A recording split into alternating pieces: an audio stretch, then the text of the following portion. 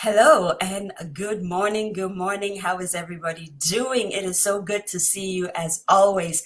My name is Zoe Baraka and it's Tuesday, September 28th. So obviously it is to my younger self. It's storytelling time, telling African stories from all over Africa. Thank you so much for joining us as always. Today I'm very excited because we're getting to do something that we've never really done before.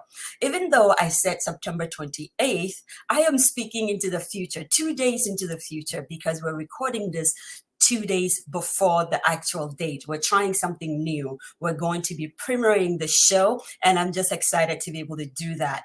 We had to do this to accommodate our honored guest, and also for us to learn and to grow. So come on in and grow with me and learn with me. This is going to be exciting.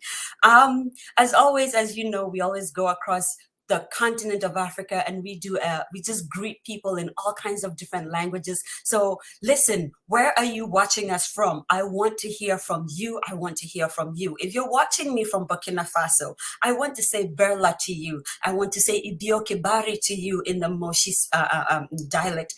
If you're watching me from any part of Africa, especially the northern parts of any country in Africa, Baraka Dazua, Sanunku Dazua, that is Hausa. Almost everyone that grew up in the northern parts of any African country kind of speaks this old language of the ancient people. So yes, Sandunko Dazua, I am so grateful. Ikwalafia to you. Did you sleep well? I know you did. Ya ken tuma fuduo wela tuma awela teposu wenambaraka. All of these are my native language, the Kosal, from the northern parts of Ghana. Hawane the Frafres will say, and Suma the Wale people will say, Da Suba the Dagombas will say, Indinao, Wezo, all of this from the Ewa people of Ghana. Ojeko to you if you live in Accra. Ekabo, the Yorubas will say. Nabata, the Igbos will say. And Etisen.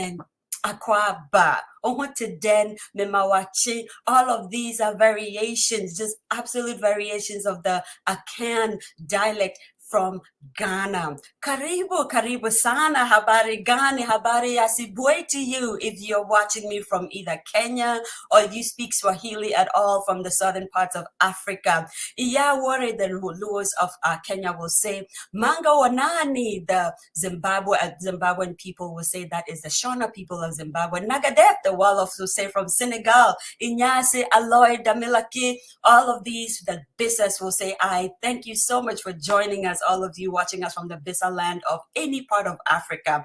Akayi to you if you speak Creole and you're from Haiti. I know you're brothers and sisters. Thank you for joining us. Now, the Maoris will say, Awana. The Mendes of Sierra Leone will say, Welena, the Hawaiians will say, Dumela to you from the Soto land of South Africa. Kotoli, the Fulanis will say, listen, wherever you're watching us from any part of the world, it could be Russia, Italy, France, the UK, the US, welcome.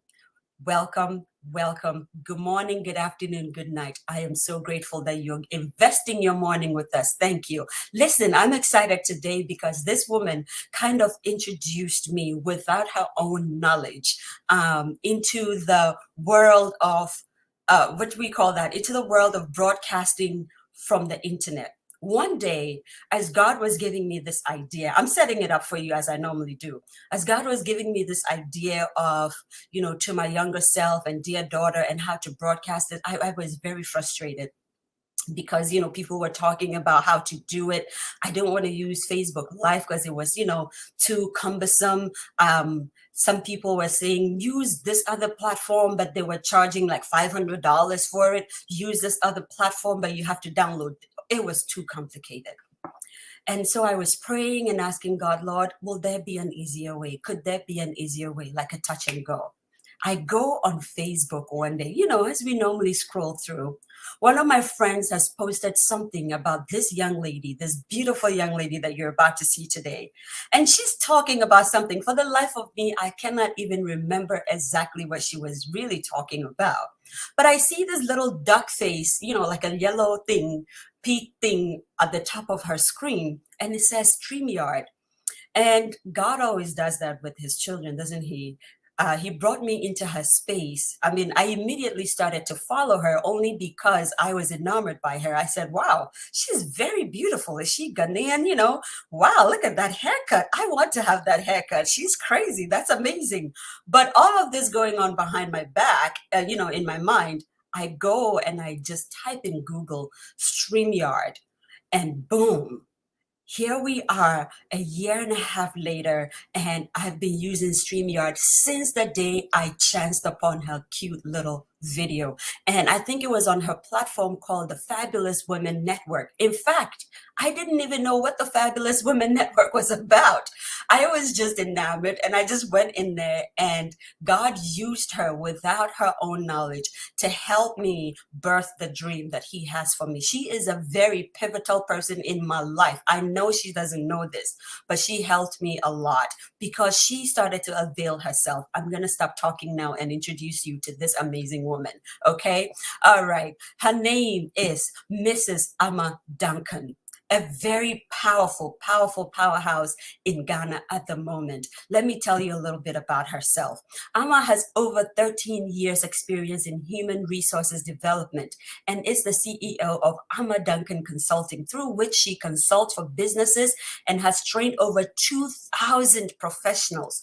She conducts one-on-one and group coaching for women-led businesses and has also created online courses. Other projects she has facilitated include the Women's Leadership Development Program organized by the Kofi Annan International Peacekeeping Center, the EU Ghana Circular Economy Conference, and the GIZ/British Council Jobs for Youth project.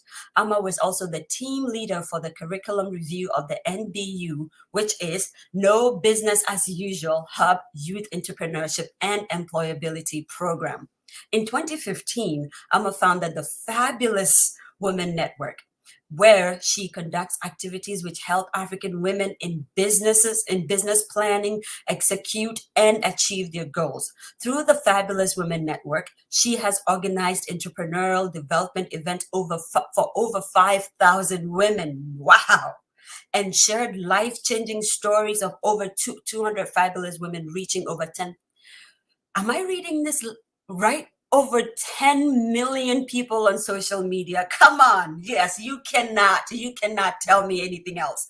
In 2019, she created Fab Hub Ashanti. I'm going to let her, teach me how to say that.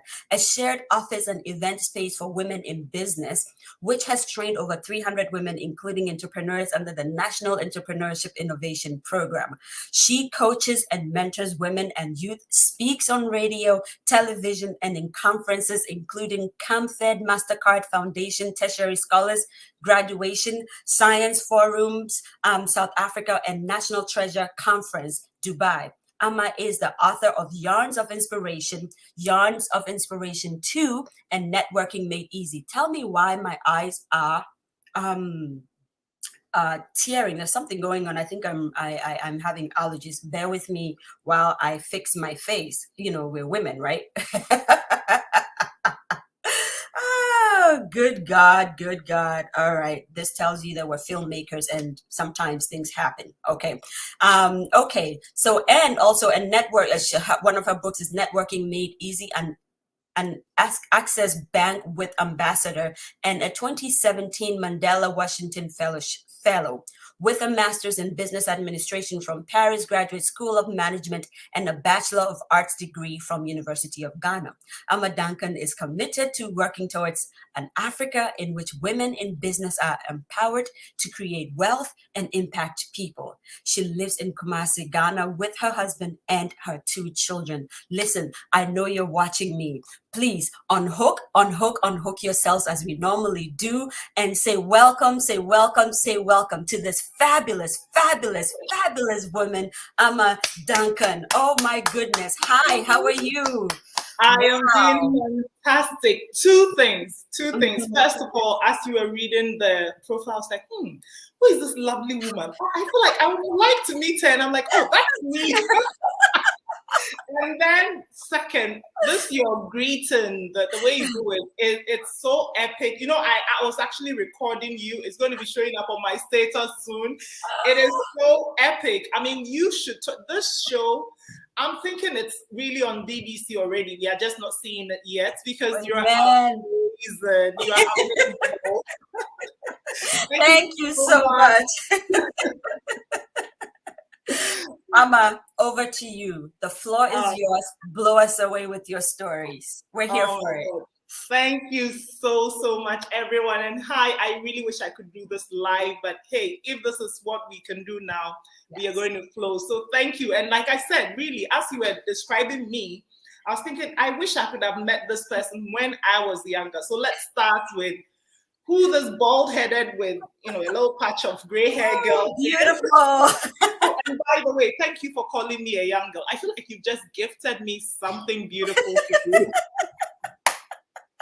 Oh my gosh. So yes, I am very, very Ghanaian and I'm Fante, Mifi, More. So I come from Mori, which is called Imore for those of you who are in Ghana. It's along the coast between, let's say, Accra and Cape Coast. That's the easiest way to find it. Okay. I was born in Sekondi, the Twin City Sekondi, Takrady. I lived there for about 5 years, and then we moved to Komenda. My mom was and still sort of, now she teaches nursing, but she was a nurse then, and my dad was a farmer. My dad has passed on now, so.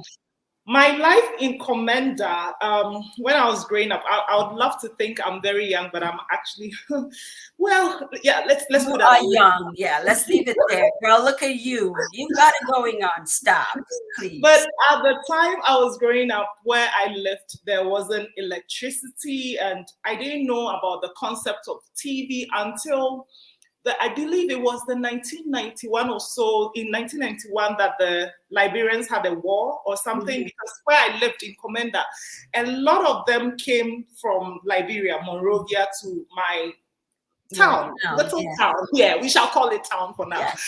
And so one of them, I remember, I forgot his name, Uncle T or Brat T or something like that, brought a TV. It was a red box thing, and it was so nice, and I think my mom bought it somehow. So that was my first encounter with a TV. And so in the whole neighborhood, we had the TV that people would come and peek in our window and then watch. I mean, even though, and I think I was really young, maybe I was 5, 6, 7 thereabout, and I didn't really even see how that was something I should be grateful for. It wasn't a big deal, I was a child then, and I grew up among 2 boys. Growing up, I think at this time maybe I wasn't really aware, but I always had this perception that we were poor. That first of all, I wasn't beautiful. Everyone I saw on TV had long flowing hair. I think I also had hair, but I didn't see my hair as like this. Theirs was nicer. Their skin was more beautiful. Yeah, and they were fair and I was dark, so I wasn't beautiful enough. And my dad was a poultry farmer, and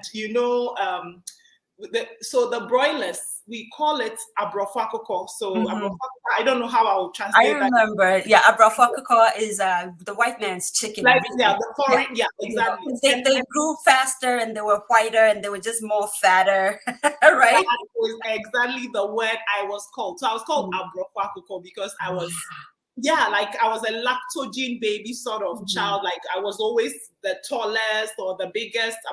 So I always grew up with this perception that I am fat and I'm not beautiful like the other girls. I'm not cool like them.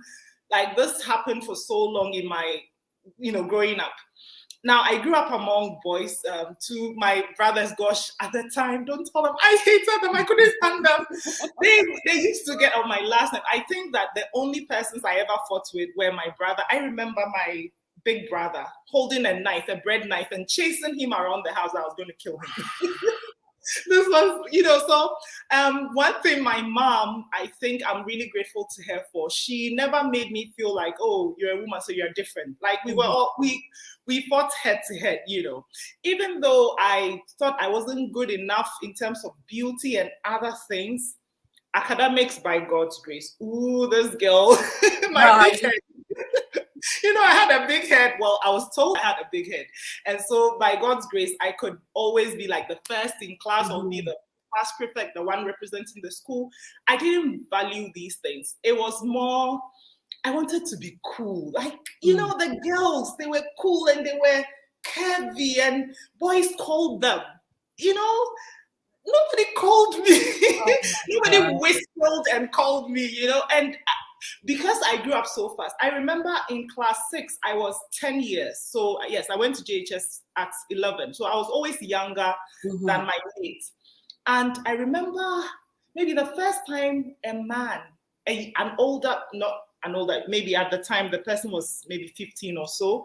The first time this person on a bike slowed down around me and then just talked to me, I was like, oh my God, is that me they're talking to? Like, you know, I was literally blushing. Yeah, this black skin of mine. Because I mean, I never thought I was beautiful enough for anyone to even notice. You know, I thought I needed to do something to be accepted, to be cool. You know, so this was like me going on and on and on. And then, by God's grace, I went into JHS. What was then JSS1, Junior Secondary School. First year, second year, my parents broke up. So, you know, it was funny. When I lived in a fancy home, my parents are typical, very, very typical fancy people. So there was always jokes and we were always laughing. My dad would tell jokes and lie about so many things, that, you know, and then we would laugh. It was really fun. So I think the breakup was quite, I wouldn't say difficult, but it was unexpected for me. I think, yeah. So at a point, just in second year of JSS, this was when the splits happened. Quite nasty, and we ended up with our mom, and for so long we didn't see our dad, and I was kind of scared of bumping into him. I'm going to confess this. I was kind of bumping into him on the streets of Cape Coast, because that he would catch me and take me back to Commander, and I really just wanted to be with my mom. So I was always walking in fear. So not only was I thinking that I am not good enough, I'm not beautiful enough, I was always, like, seriously, I would be on the streets of Cape Coast and I would be looking around, because I knew my dad used to sell stuff in Cape Coast, something, or he would come. So I was always afraid, hey, is he going to come and catch me and take me? And, you know, I think about it now, like, that was very, excuse me to say, stupid. Why was I afraid of the man? He was my dad. Mother. No, like, what was wrong with me anyway? God has hopefully forgiven me now. Yes, he has. Yes, he has. Wow. Yeah, so for so long, yeah, I didn't see my dad. It was my brothers and I, and then our mom, and, you know, life was just happening. But I had all sorts of ideas and issues. I always thought, you know what? These people, they are not my real family. One day, my real dad, Michael Jackson, will come and take me away from here. My real dad was really Michael Jackson. Everybody else was lying. I am not part of these poor people. We are rich. And I think I read in P&P or something that Michael Jackson owned a $17 million house that he was selling. I was like, oh, that's our house. We're going to play. Like, I had this wild imaginative mind. Oh my God. I could imagine anything I wanted, and I would write stories. I used to love reading books. That's one thing I also remember.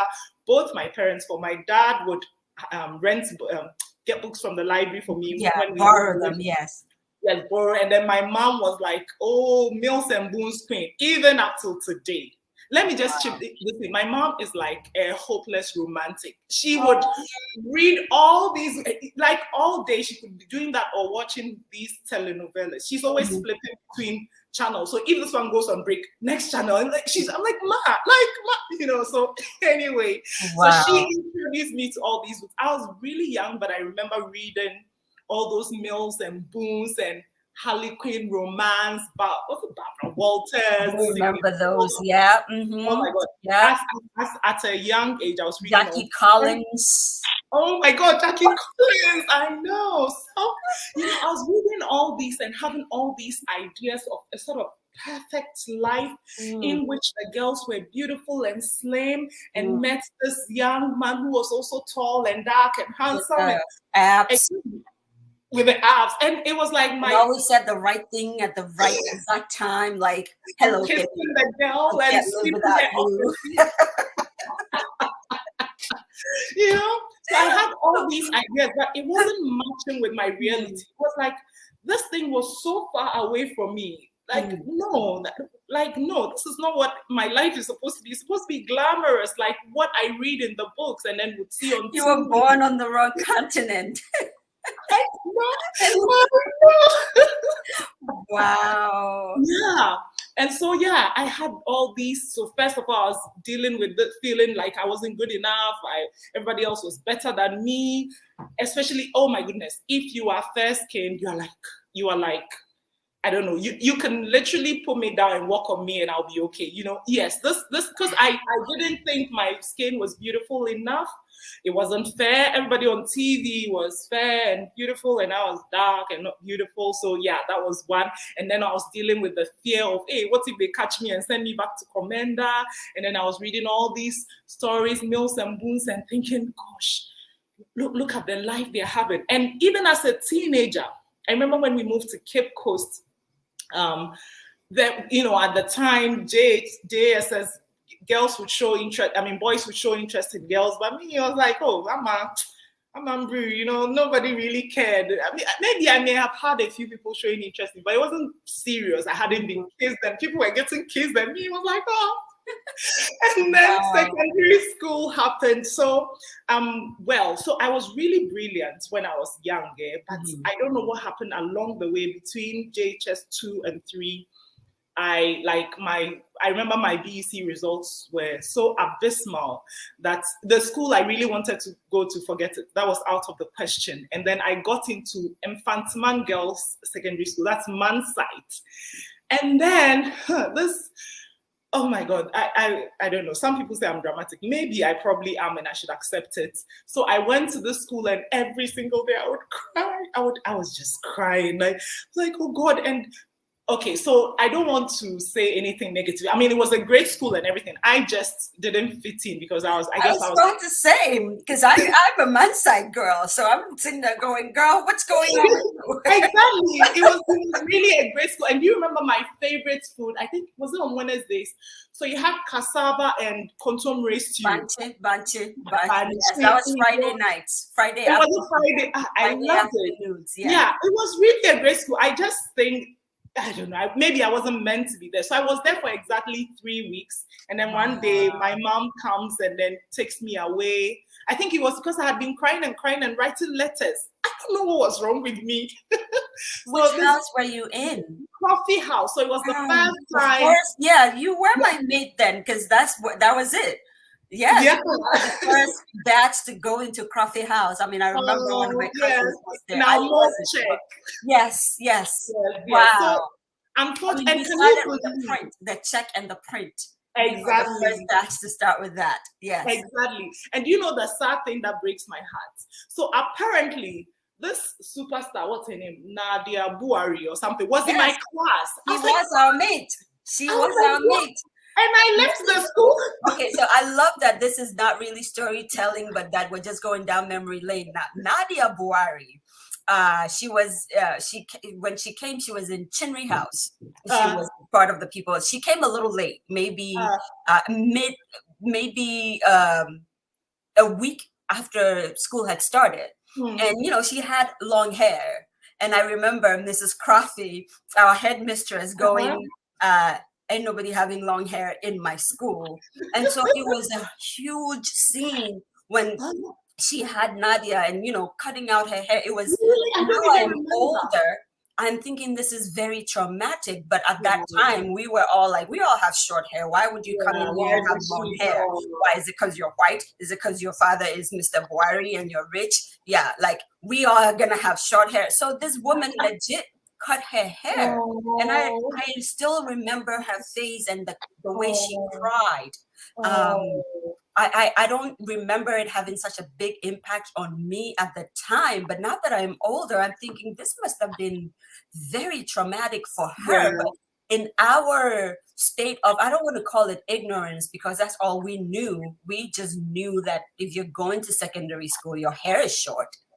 Exactly. We didn't exactly think, we teased her and laughed at her and bullied her a little bit, maybe even. I mean, I wasn't part of those people, but I can imagine. I think she was in, were you in general arts or one of No, those? visual arts. It was Visual visual arts. She arts. was in visual Yeah. arts. And I remember her very distinctly, but that's a side Oh, story to share that you probably may oh, have now missed. that, but anyway, so it breaks my heart now finding out that she was there. But the school I ended up going to was also so amazing. I went to Archbishop Porter Girls Secondary School. Okay. Ooh, All right. I mean, it was like, okay, I think that actually I needed to go to Archbishop Porter Girls because I was always a tomboy, but this school was like proper ladies, you know what I'm saying? Ladies are seen and not heard, and everyone is strict, and we scrub streets and everything. And I really needed to learn that kind of discipline. I needed it in my life. So I'm actually very grateful that I got to meet the people that I did. Oh, and by the way, I met another superstar. So Jocelyn Duma, I don't know if you know her. She was actually in my dorm. So, okay, well, fine. I mean, but we can boast of the gifty aunties, and so we're kind of like still there. Please, we're so there. We are all so there. Yeah, and I mean, look at you. You're a superstar. I think I'm a superstar. Listen, girl, we got it going on. We so are. We are imposing it on ourselves. Oh my gosh. Yeah, but I'm curious. I want to get a story from you that really impacted you, a packed story from you. So give me one story that really happened that you can share with me. I know we're going in a linear way, but I want just grab a story from your life and share it with us. I want to hear that. Okay, so in secondary school, I still had low self-esteem there. Because everybody else was finer, cooler. I really wanted a boyfriend. I didn't have one. I didn't have a boyfriend, I think, until university. And I went to university because, she did well, so let her go. And I always thought that, you know what, I needed to be cool. If I could I could do something, like maybe travel abroad or do something, I could be cool too. So I did the whole travel abroad thing, still didn't feel cool. And then I finished school, got married, finally got a man, got married, still didn't feel cool. Got my kids. I have lovely children, a girl and a boy, and they are so amazing. Calling me mom and like me too. I'm called a mom. Still didn't feel cool. I rode in a big car, big house, still. At my work, I was a trainer. Okay, so I was a learning and development manager. And there was a poem that I had been using to teach. Like every time when we finish school, when we finish training, I would hand this poem out to them so they can read it. Just something, I don't even know why I did that. It was really nice. So I used to give it to them. And this was a time when I had been chasing something all along, all my life. I had been chasing something to make me feel cool, make me feel good enough and all that. And then one time, for some reason, I don't even remember how it happened, I paid attention to the poem. It was a poem by Marianne Williamson, Let Our Light Shine. That's the title, but you can also search for it as Our Deepest Fear. So there's a part of this poem that says, you ask yourself, who are you to be brilliant, talented, gorgeous, fabulous? Actually, who are you not to be? You are a child of God.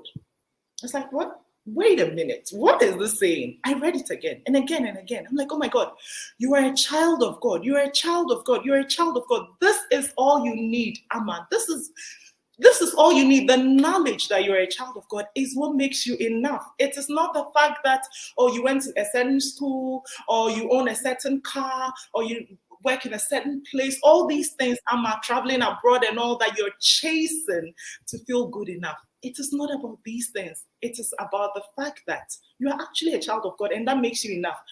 So that was a pivotal moment in my life. Wow. Yes, I think that was the first time I had like a real aha moment that has led to who I am today. Wow. So that really, really did something for me. At this time, I had worked at my company for maybe 4 years, 5 years. And I felt like, like I've been doing this. I love training. I love talking, Yes. like you. I love talking. But there's got to be more than just standing here, the same thing, doing these same trainings over and over again. There's got to be more. But what? I was like, what can I do? Nothing. Like, who would pay me to do what? So because this was someone whose value, like I thought I was not good enough for anything and would just accept anything, accept anyone saying anything to me anyhow, because I didn't really feel any value. But then you are saying, okay, I'm a child of God, I'm of value. Okay. But what can I do? What can I also do? I felt this burning desire in me to do something. I didn't know what. So maybe about 7 or so years ago now, I took a trip to my former secondary school, Age Supporter Girls. And I saw my then English mistress. So I went over to say hello. Of course, now I am finer and fresher, so she couldn't remember me. Mm-hmm. Yeah. And it's so funny. I can now say something like I'm finer and fresher. I would never say that when I was young, like me. Wow. Oh no, never. Now I can joke about things like that because I'm actually now I've accepted that I'm a But you are actually fine. I know, but nobody told me, or maybe they did and I didn't believe it. Wow. My God. So anyway, it's funny. It's the one, like, it's people like me. Like, I just always walked around thinking I'm the finest thing walking on earth. Nobody better than me. And I probably wasn't even at that time. Obviously, like you were. You've always been. See that thing you have, you should be on some cosmetic ad or something. Thank you. See, I'm saying. So anyway, her name was Mrs. Ama Duncan. She was then the headmistress. Mm-hmm. So when I mentioned my maiden name, Amambu, she was like, "Oh, Amambu, I remember you so well. You used to write so well. Do you still write?" I said, "No." When I was in school, I used to love writing essays. Like I had a wild imagination. Right. I remember SSC. We were told to write maybe 600 words. When I was done with my essay and counted, it was like 1,005 words because I could just write and write. So I loved stories. I loved reading. I was always the girl that you would catch with her book under the desk, and then my books always got seized. But at the time that I met my headmistress, I wasn't reading anymore. So on the way back, I remember thinking, but why did I stop reading? Why did I stop writing? Why? And I was like, you know what? I'm going to start writing again. So the next question was, okay, what are you going to write about? And then I had seen that blogging was a thing. People were blogging about XYZ. So I remember asking a friend, do you think I should blog about fashion? She was like, seriously? It's like, okay, fine. Fashion is not my thing. Let's let's find something else. And then I thought about what can I write about that I really loved. Mm-hmm. I thought about women who inspired me. There's something, I'm getting goosebumps just talking about it. There is something about women and their stories that just makes me go wild. So I said, you know what? I'm going to write about women. But the key thing for me was to hone my writing skills. So I was just going to write, get back into the zone again, and then eventually become an author. That was all I wanted. So I had a page created on Facebook and I called it The Fabulous Woman, from the poem, Marianne Williamson's poem, there's fabulous in it. So I just decided, in fact, it was going to be The Invictus Woman or The Fabulous Woman, but I think I preferred fabulous better. Yeah, Invictus just sounds very crickety, like some Leonardo DiCaprio Yeah, I think I was torn between big and then maybe The Perfect Woman to all those. I was like, no, fabulous. So I created this page. I had my brother help me create this page, and then I just started posting. So I shared my mom's story first, just a little bit about her, and then a few friends, and then people were liking. I was like, oh, don't worry, I have more where that came from. So I would chase people, interview them, write their stories. Oh my God.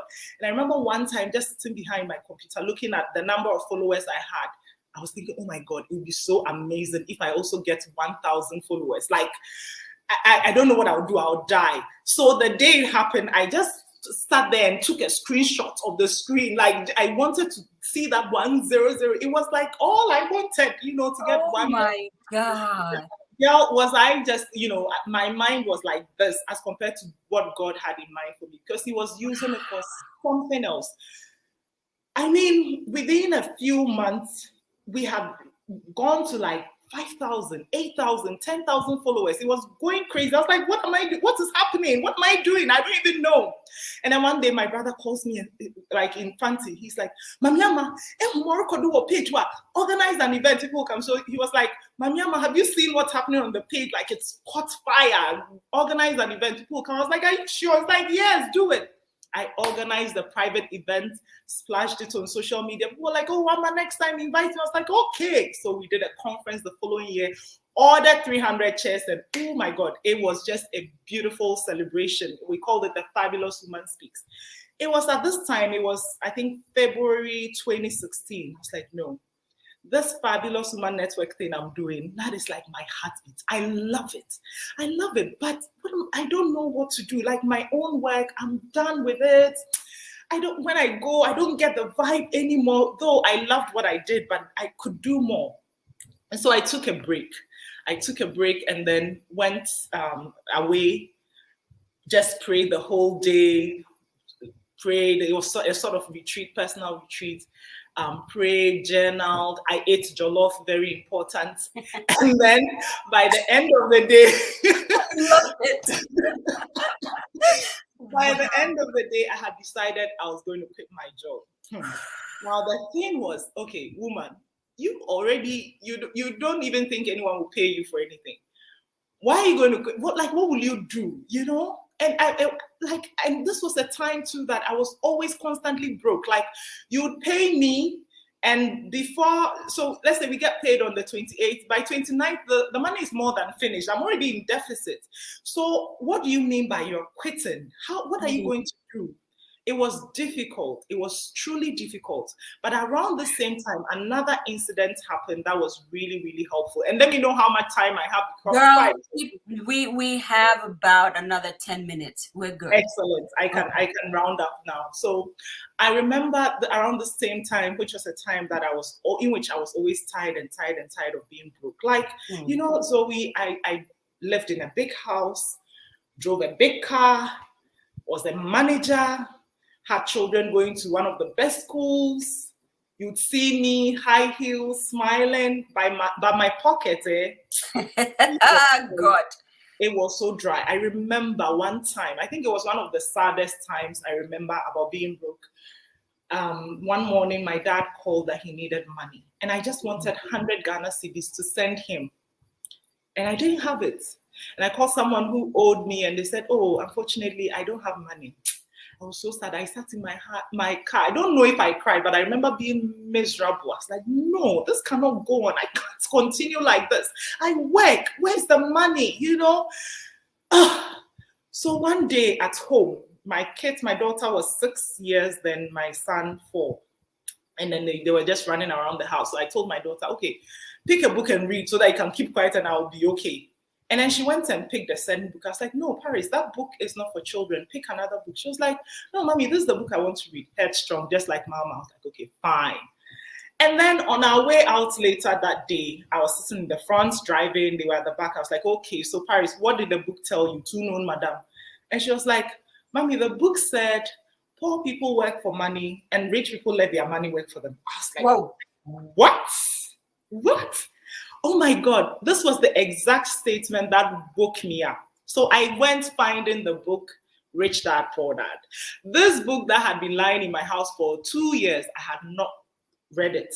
So this book is what jolted me back into reading again. I studied this book like it was the Bible, reading and realizing all the things I was doing wrong when it came to money. Even the mindset about money, it was totally wrong. All my life, I thought, okay, I'm gonna work hard, get paid at the end of the month. That's how you make money, and then squeeze it. So it was always cut down on cost, cut down on cost, cut down. This is someone who had studied economics. I knew that you make money by either cutting down on cost or increasing your revenue. Why was I not focusing on the increasing revenue part? Why was I always thinking about cut down? So anyway, this book, oh, God bless this man, yeah. So I started working on my money as well. So this was when I started getting all these books on money, and I just brought a few of them, like this was, I think, the second book, Richest Man in In Babylon. Babylon, I yes. loved it. Think and Grow Rich. The secret. Let me just break in now and say it looks like we're doing free advertisement for these books. So if any of the authors kind of chances upon this show, you know, send us a little bit of the income, because I thought I should just slip that in there. You know, we just legit just kind of went, this is the book that changed my life, and that's the book. I mean, you know, what's the guy's name?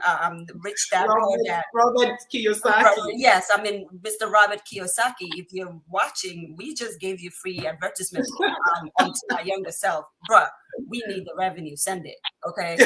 We're gonna keep going. Yeah, but anyway, so I think that this was one of the biggest or the most pivotal times in my life. Rediscovering my love for reading and then writing again really totally changed my life.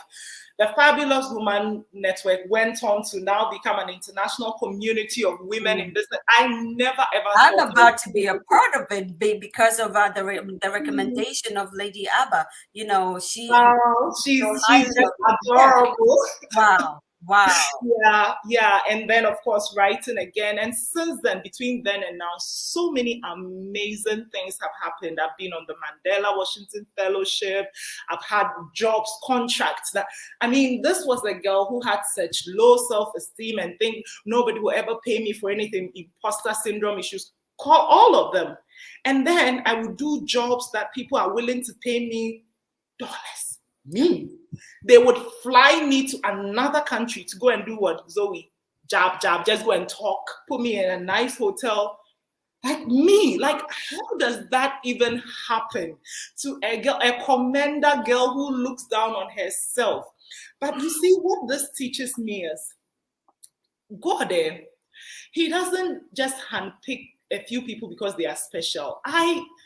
I was and am still an ordinary girl, an ordinary child of God, just like everyone. And if God could use me to speak to, like, stand in front of a president or whoever, then I don't know. Like, all you have to do is really allow yourself, because this God we serve, He's amazing. And the sort of things that He allows to happen in our lives, if we will only just allow ourselves, you know, like if I look at my before, how badly I was always broke, to the where I am right now, even when I feel like, oh my God, my money is getting short, and I'm like, I'm gonna relax. Just today, so today is Sunday, we are doing this recording today at church.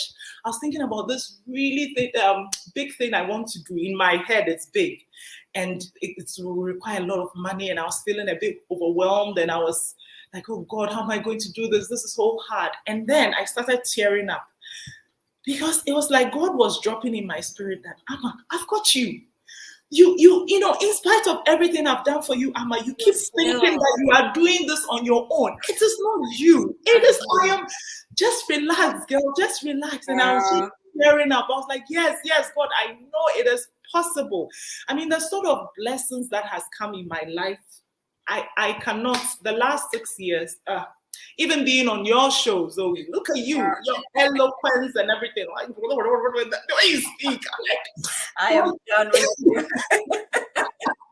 It's really just God. Like, yes. God is amazing. So yes, I went on to so many other things, but I just hope these, you know, the bit of me that I've shared is it's just okay to let everyone know, or whoever is watching, that look, no matter who you are, whatever God has laid on your heart, it can happen. Simple like this. Simple. Yeah. Wow. What a powerful story. And again, you don't even know what you just did, especially even for me. I mean, the power of perception is very interesting, isn't it?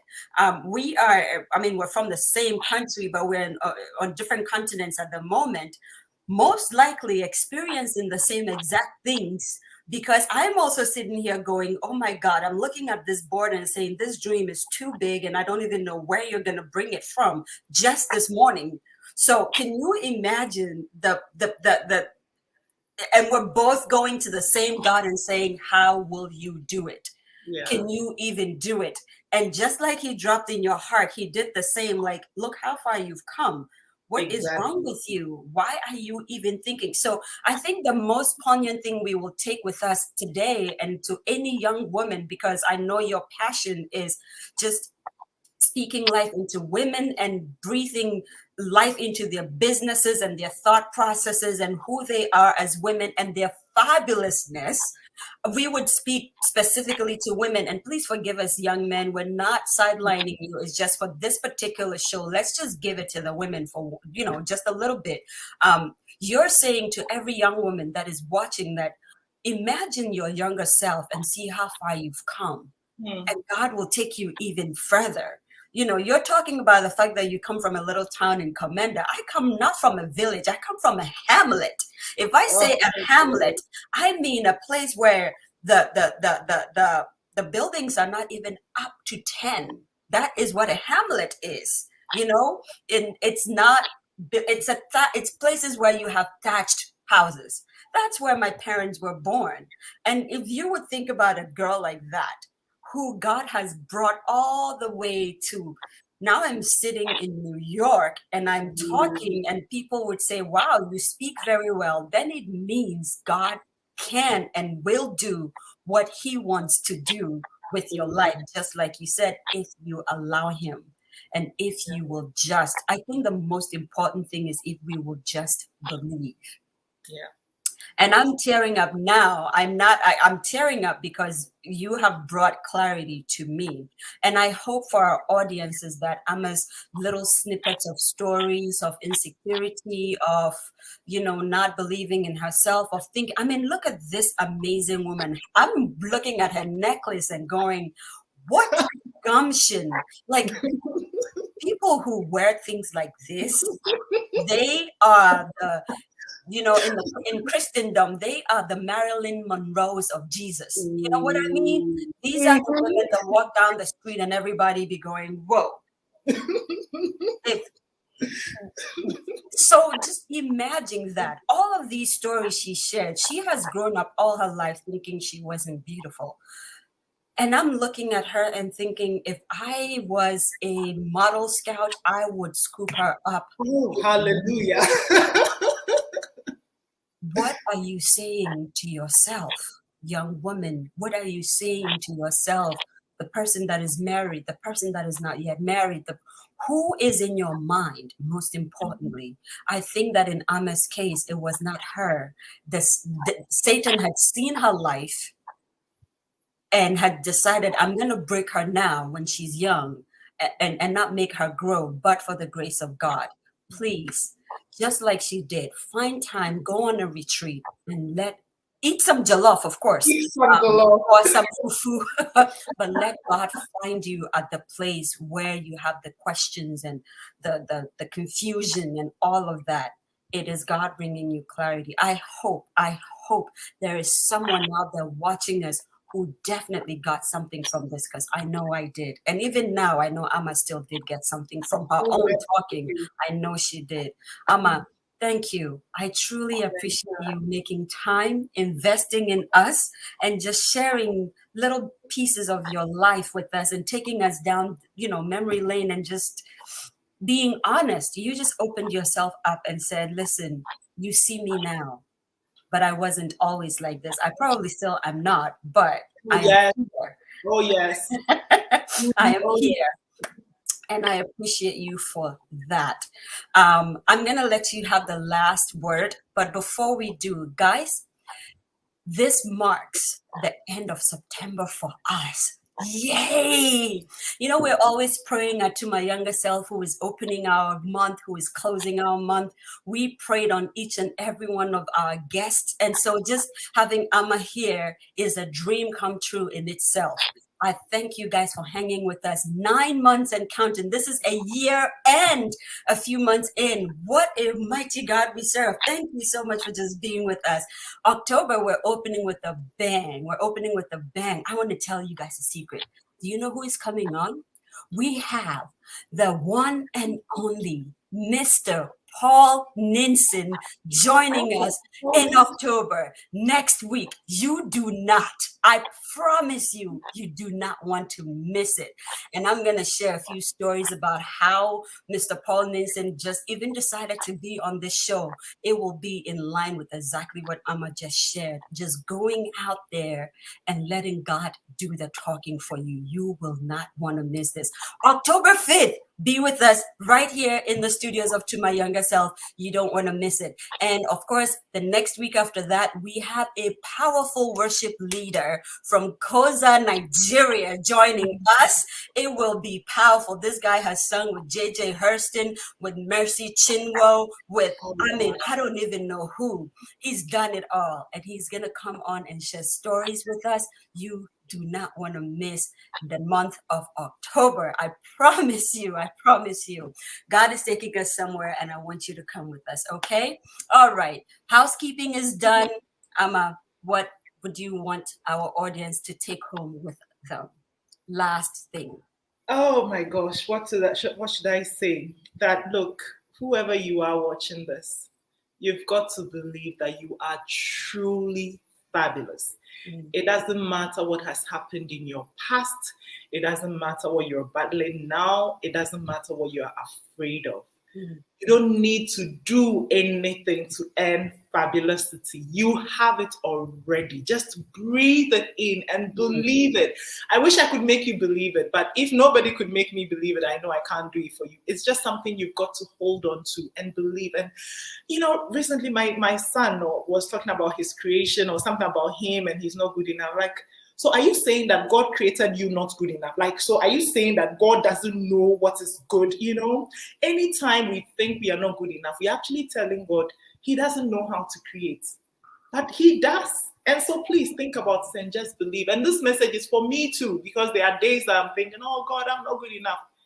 Stop that. Let's stop that and let's just believe that we are more than enough, more than enough. And whatever God has laid on our hearts, it can happen like this. Simple. Wow. Wow. With that said, guys, from me over in New York and from Ama in Ghana, this has been To My Younger Self. I love you. I know Ama loves you because she has been speaking with you and interacting with you for 51 minutes and counting. Listen, we love you. Go out there and be the most fabulous you can be this week and let God lead you. You can find Ama anywhere on the internet, quite honestly, on Facebook, on Instagram. If you can't find her, reach out to me. I'll find a way to get her to you, okay? She is AmaDuncan.com. Yes, and Ama Duncan.